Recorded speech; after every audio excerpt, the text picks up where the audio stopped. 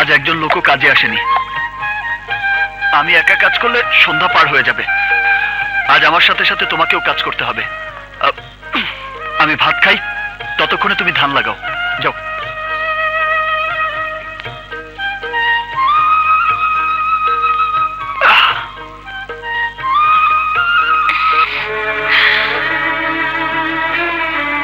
কি হলো, দাঁড়িয়ে আছো কেন? পায়ে কাঁধা ভরবে? ওই দিন তো খুব বলেছিলে এ আমাদের জমি, আমরা যা ইচ্ছে তাই করব। তো কাজ করো, ধান লাগাও।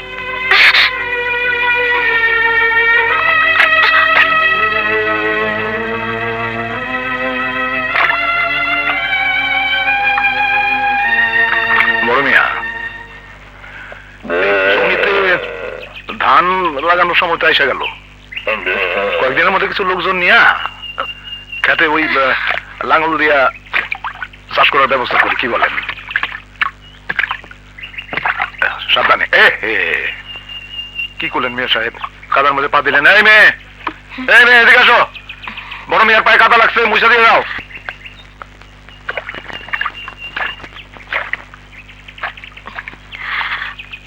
একটু ভালো করে মুছা দাও তো।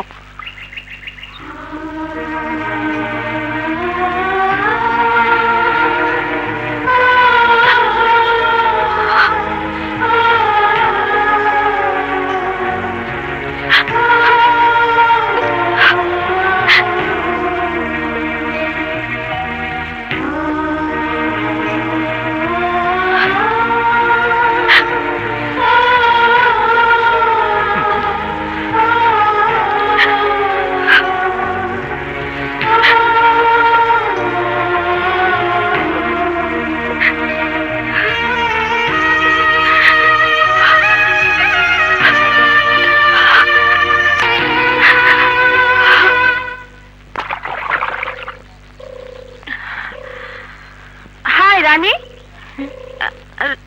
রানী, এ কি তুই কাজ করছিস? আমরা তো ভেবেছিলাম ঢাকায় যাবার সময় তোকে সাথে করে নিয়ে যাব, কিন্তু তোর বাড়িতে গিয়ে শুনলাম তোর নাকি একটা গোয়ার মূর্খ লোকের সাথে বিয়ে হয়ে গেছে, তাও তোর ইচ্ছার বিরুদ্ধে। শুনুন, আপনাদের বান্ধবীকে খাটাচ্ছি আমি। আর যে মূর্খ গোয়ার লোকের কথা বলেছেন,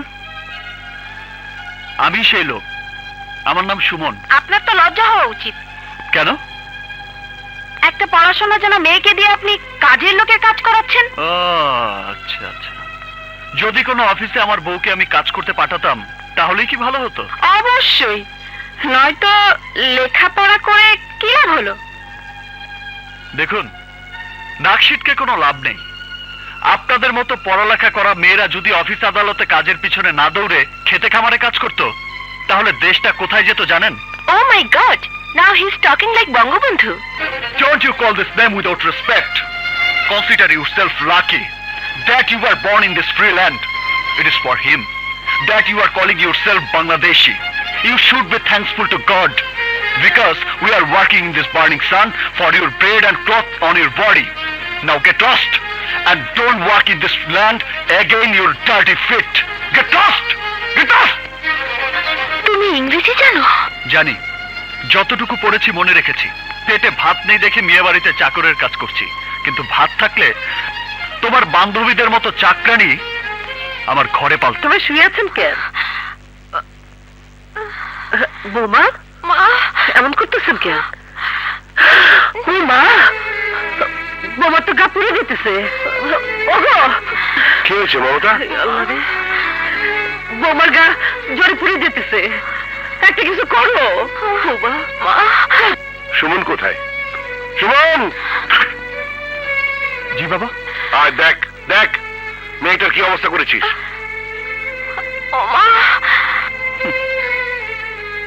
ঠং। কেন তুই খামাখা রান্নার উপর জুলুম করেছিস?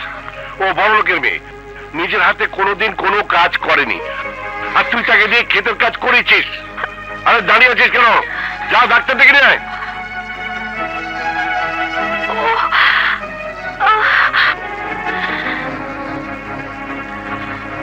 মমতা, ওর জন্য গরম দুধের ব্যবস্থা করো। যাচ্ছি। যাও।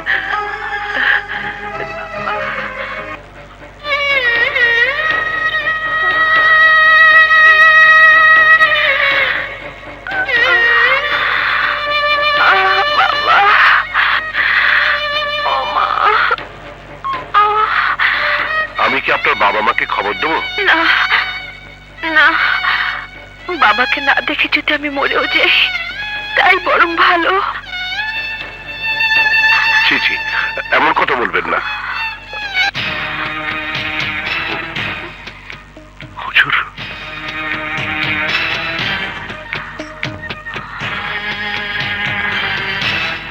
হুজুর, হুজুর, আপনার মেয়ের সঙ্গে দেখা করার জন্য আমার বাড়িতে আপনাকে চোরের মতো আসার কি দরকার ছিল? আপনার মেয়ের সঙ্গে দেখা করার পুরো অধিকার আপনার আছে। চলুন, আমি আপনাকে নিয়ে যাচ্ছি, আসুন। না মোবারক, শুধু দেখলে আমার মনে শান্তি আসবে না। তুমি কি চাও বলো মোবারক, আমি তোমাকে সব লিখে দেবো। আমার মেয়েকে আমার কাছে ফিরিয়ে দাও। হুজুর, আমি গরিব, আল্লাহর কালাম পড়ে স্বেচ্ছা আপনার মেয়ে সুমনকে বিয়ে করে এই বাড়িতে এসছে। আপনার মেয়ে যেমন আপনার বাড়ির ইজ্জত, তেমনি আমার ছেলের বউ হয়ে আমার বাড়ির ইজ্জত। এই গরিব চাকর মোবারক প্রয়োজনে তার জীবন দিয়ে দেবে, কিন্তু কিন্তু তার ছেলের বউয়ের কোনো কষ্ট হতে দেবে না। এই অসুস্থ অবস্থায় কোনোভাবে আমার বৌমাকে আমি ঘরে বাইরে যেতে দিতে পারি না হুজুর। এখানে থাকলে আমার মেয়ে মরে যাবে মোবারক, আমার মেয়ে বাঁচবে না। আমার একটাই মাত্র মেয়ে। না হুজুর, ঘরে আমার মেয়ে আছে, আমার স্ত্রী আছে, ওরা দুজন মিলে আমার বৌমাকে সেবা করবে। আপনি কোনো চিন্তা করবেন না। এই গরিবের ঘরে আপনার মেয়ের কোনো অযত্ন, কোনো অবহেলাই হবে না। চলুন, আপনাকে পৌঁছে দিয়ে আসি, চলুন।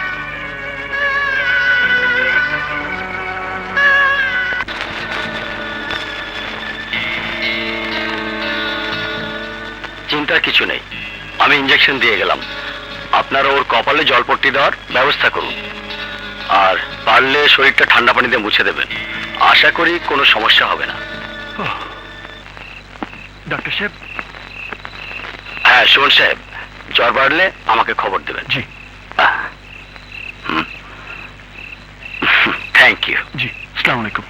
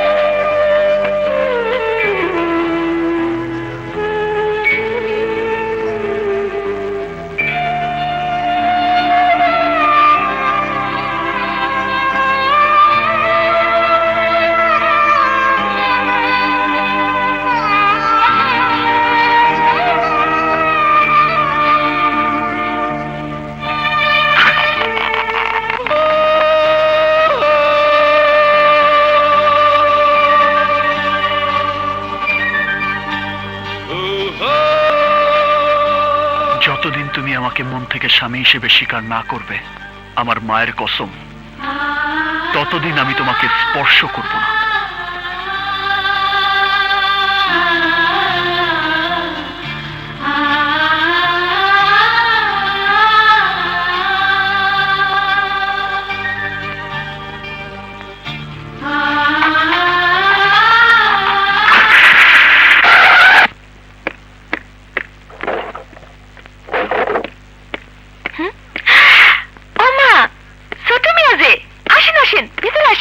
না, আমি রানীর সাথে দেখা করতে এসেছি।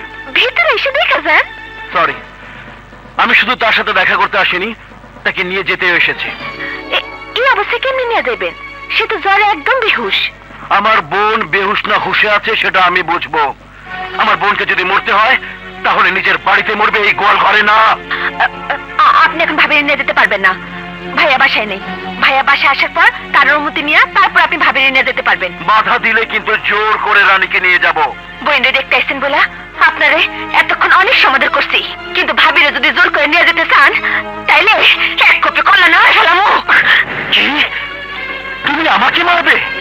চোর ডাকাত ঘরে বেড়া কাটতে এলে তাগরে কি করতে হয় ওই ট্রেনিং ভাই আমারে দিছে। যান বাইরে এখান থেকে। এই হুমকির জন্য তোকে অনেক পস্তাতে হবে, কথাটা মনে রাখবি। আরে যা যা, তুই কি করবি আমি জানি, হারামজাদা।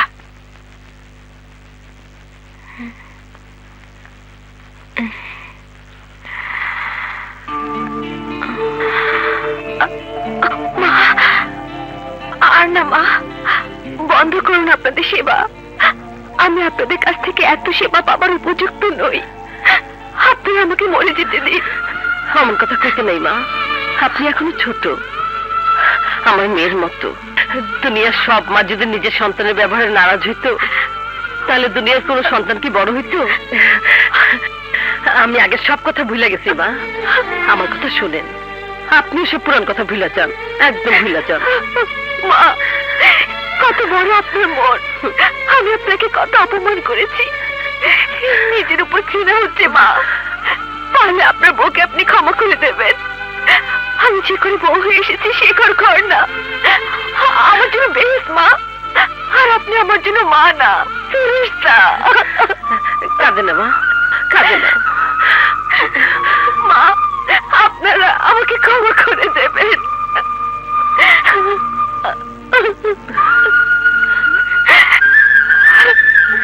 মা, আমি ভাইয়ের দিকে কয়ে আসি, আমার দাদি ভালো